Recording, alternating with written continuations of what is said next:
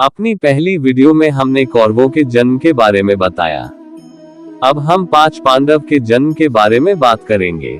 चलो शुरू करते हैं। पांडव हस्तिनापुर के राजा पांडु और उनकी 2 पत्नियों कुंती व माद्री के 5 शक्तिशाली और कुशल पुत्र थे। महाभारत में युधिष्ठिर, भीम, अर्जुन, नकुल और सहदेव ये 5 पांडव सबसे अधिक सराहना के पात्र रहे हैं। इनके जन्म की कहानी न सिर्फ दिलचस्प है, बल्कि हैरान कर देने वाली भी है। एक बार राजा पांडु अपनी पत्नियों के साथ शिकार करने के लिए जंगल में गए। राजा पांडु को वहां एक हिरण का जोड़ा दिखाई दिया, जो एक दूसरे से बेहद प्यार करता था। जब राजा की नजर उस जोड़े पर पड़ी, तो उन्होंने तीर निकालकर नर हिरण को निशाना बनाया और तीर छोड़ दिया। तीर सीधा हिरण की छाती में जाकर लगा। वो हिरण कोई और नहीं, बल्कि हिरण के वेश में ऋषि किदंबा थे।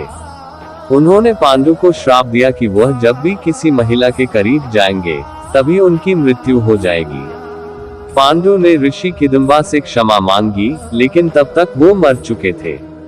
इस शाप से पांडु अत्यंत दुखी हुए और अपनी रानियों से बोले, हे देवियों, अब मैं अपनी समस्त वासनाओं का त्याग करके इस वन में ही रहूंगा। तुम लोग हस्तिनापुर लौट जाओ। उनके वचनों को सुनकर दोनों रानियों ने दुखी होकर कहा, नाथ, हम आपके बिना एक क्षण भी जीवित नहीं रह सकती। आप हमें भी वन में अपने साथ रखने की कृपा कीजिए। पांडु ने उनके अनुरोध को स्वीकार करके उन्हें वन में अपने साथ रहने की अनुमति दे दी। इसी दौरान राजा पांडु ने अमावस्या के दिन ऋषि मुनियों को ब्रह्मा जी के दर्शनों के लिए जाते हुए देखा। उन्होंने उन ऋषि मुनियों से स्वयं को साथ ले जाने का आग्रह किया।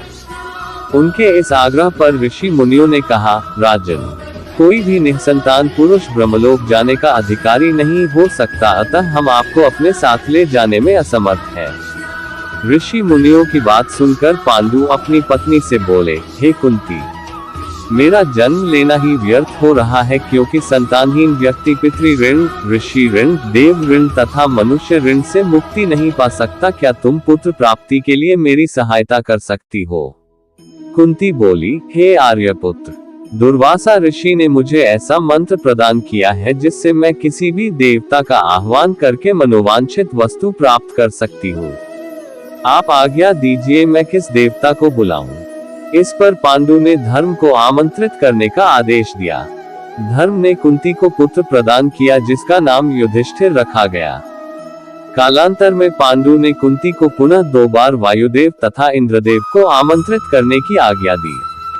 वायुदेव से भीम तथा इंद्र से अर्जुन की उत्पत्ति हुई। तत्पश्चात पांडु की आज्ञा से कुंती ने माद्री को उस मंत्र की दीक्षा दी। माद्री ने अश्वनी कुमारों को आमंत्रित किया और नकुल तथा सहदेव का जन्म हुआ। एक दिन राजा पांडु माद्री के साथ वन में सरिता के तट पर भ्रमण कर रहे थे। वातावरण अत्यंत रमणीक था और शीतल मंद सुगंधित वायु चल रही थी। सहसा वायु के झोंके से माद्री का वस्त्र उड़ गया। इससे पांडु का मन चंचल हो उठा और वे मैथुन में प्रवृत्त हुए ही थे कि शापवश उनकी मृत्यु हो गई।